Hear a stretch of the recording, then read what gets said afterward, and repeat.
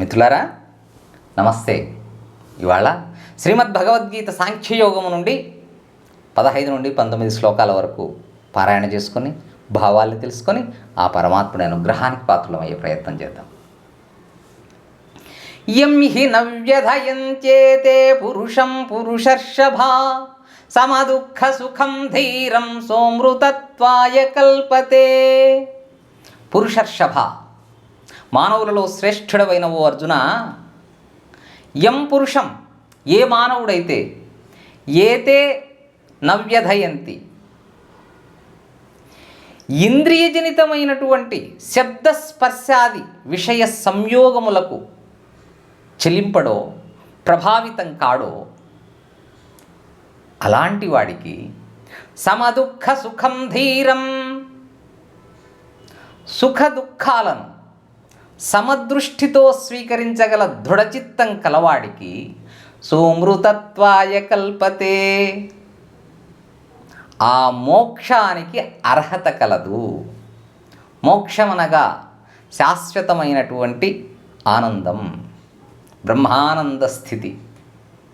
నీవు మోక్షానికి అర్హత పొందాలనుకుంటే ఇంద్రియజనితమైనటువంటి ఈ విషయవాసనలకు చెలింపకు. అలాగే సుఖదుఖాలను సమదృష్టితో దృఢచిత్తముతో స్వీకరించు. అప్పుడే నువ్వు మోక్షానికి అర్హత పొందగలుగుతావు అర్జున అంటూ చెప్తూ ఉన్నాడు. నా సతో విద్యతే భావో నా భావో విద్యతే సతః ఉభయోరపి దృష్టో అంతస్త్వనయోస్తత్వదర్శిభిః. నా సతో విద్యతే భావో, అసత్ భావ న విద్యతే.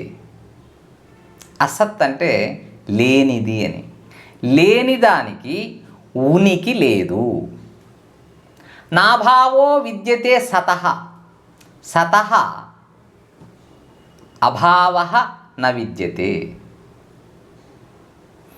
ఉన్నదానికి లేమి లేదు, లేనిదానికి ఉనికి లేదు, ఉన్నదానికి లేమి లేదు. ఉన్నదేమిటి, లేనిదేమిటి? ఉన్నది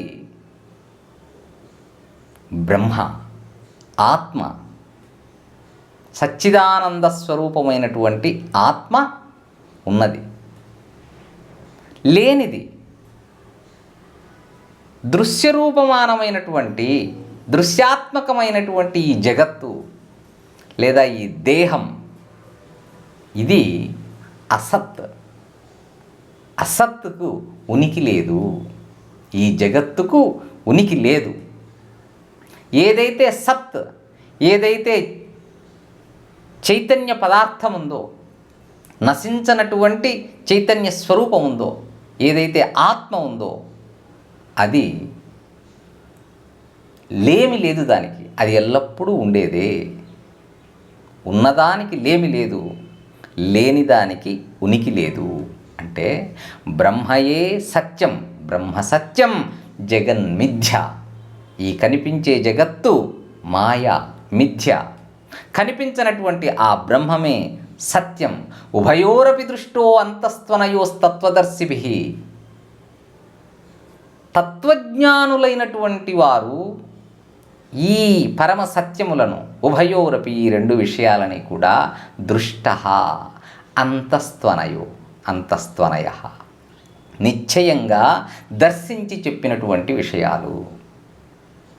ఈ రెండు విషయాలు కూడా పరమ సత్యములు. బ్రహ్మ సత్యం, జగన్మిథ్య. కనిపించే ఈ చరాచర జగత్తంతా మిథ్య. ఆ బ్రహ్మ, ఆ సచ్చిదానంద స్వరూపమే సత్యం. అవినాశితు తద్విద్ధి ఏన సర్వమిదం తతం వినాశమవ్యయస్యాస్య నకచ్చిత్ కర్తుమర్హతి. ఏన సర్వమిదం తతం, ఏదైతే ఈ సకల జగత్తు నిండా వ్యాపించి ఉందో, అవినాశితు తద్విద్ధి, ఆ వ్యాపించినటువంటి స్వరూపమునకు, ఆ చైతన్యమునకు వినాశము లేదని విద్ధి, తెలుసుకో.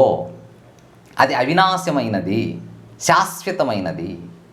ఈ సకల జగత్తు అంతా వ్యాపించినటువంటి ఆ ఆత్మస్వరూపము శాశ్వతమైనటువంటిది.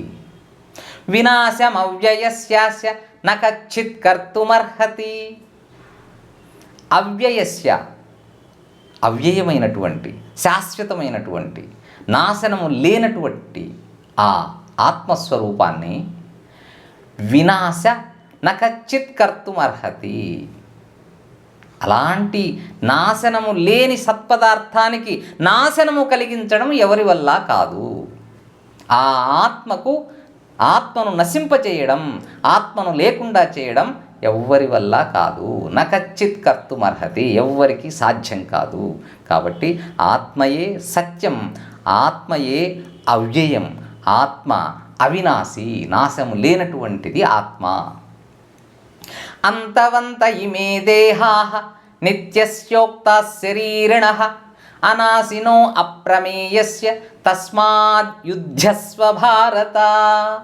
భారత, ఓ అర్జున, నిత్యస్య, నిత్యమైనటువంటి, అనాశినః, నాశము లేనటువంటి, అప్రమేయస్య, ప్రమాణాలకు అందనటువంటి, కొలతలకు సాధ్యం కానటువంటి, తెలుసుకోవడానికి అంతు చిక్కనటువంటి, శరీరిణః ఇమే దేహాః శరీరిణః, ఈ దేహంలో ఉన్నటువంటి, ఈ శరీరములో ఉన్నటువంటి శరీరిణి, శరీరిణి, దేహి, ఆత్మ, బ్రహ్మం, సచ్చిదానందం, ఇవన్నీ పర్యాయ పదాలు. దేహములో ఉన్నది దేహి, శరీరములో ఉన్నది శరీరిణి. ఆ శరీరిణి ఎలాంటిది అంటే, ఆ ఆత్మ ఎలాంటిది? నిత్యః, నిత్యస్య, అనాశినః, అప్రమేయస్య. అలాంటి ఆత్మను అంతవంతః, అంతం చేయడం, నాశం చేయడం సాధ్యం కాదు. దానికి నాశం లేదు. నశింపు కలిగినటువంటిది దేహం. అలాంటి దేహములో ఉన్న దేహి మాత్రం అవ్యయమైంది, శాశ్వతమైంది. కాబట్టి తస్మాత్ యుధ్యస్వ భారత. అందువల్ల అర్జున, నువ్వు యుద్ధానికి సిద్ధం కా. నువ్వేమనుకుంటున్నావు? ఈ దేహం నువ్వు అనుకుంటున్నావు, ఈ దేహం నేను అనుకుంటున్నావు. నువ్వు దేహం కాదు, నువ్వు ఆత్మవి. నశించేది దేహం తప్ప దేహి కాడు, నశించేది శరీరం తప్ప శరీరిని కాదు.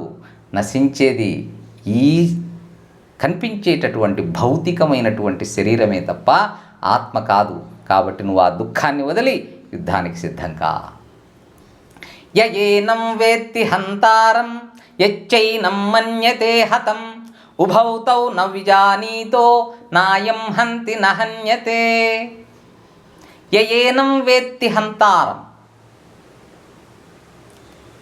ఈ యొక్క ఆత్మ దేనినైనా చంపుతుంది అని భావించేవాడు, ఆత్మ దేనినైనా చంపుతుంది అని భావించేవాడు, యచ్చైనం మన్యతే హతం, ఈ ఆత్మ దేని చేతనైనా చంపబడుతుంది అని భావించేవాడు, తౌ ఉభౌ న విజానీతః, వీరిరువురు కూడా యథార్థము తెలియనివారు, సత్యము తెలియని వారే.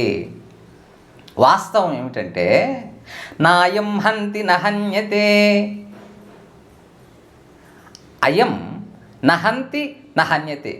అయం, ఈ ఆత్మ, నహంతి, దేనిని చంపదు, నహన్యతే, దేని చేత చంపబడదు. ఆత్మ అవ్యయమైనట్టిది. ఆత్మకు కర్తృత్వ భావం లేదు, సాక్షీభూతంగా ఉన్నటువంటిది ఆత్మ. బుద్ధికి మాత్రమే కర్తృత్వ భావం అంటుతుంది, కానీ ఈ ఆత్మకు కర్తృత్వ సంబంధము లేదు. అలాంటి అవ్యయమైనటువంటిది ఈ ఆత్మ. కాబట్టి అర్జున, దుఃఖాన్ని విడనాడి యుద్ధానికి సిద్ధమవు అంటూ కృష్ణుడు గీతోపదేశం చేస్తున్నాడు. మిత్రులారా, తర్వాతి శ్లోకాల్ని మరో వీడియోలో తెలుసుకుందాం. శుభం భూయాత్. హరి ఓం తత్సత్.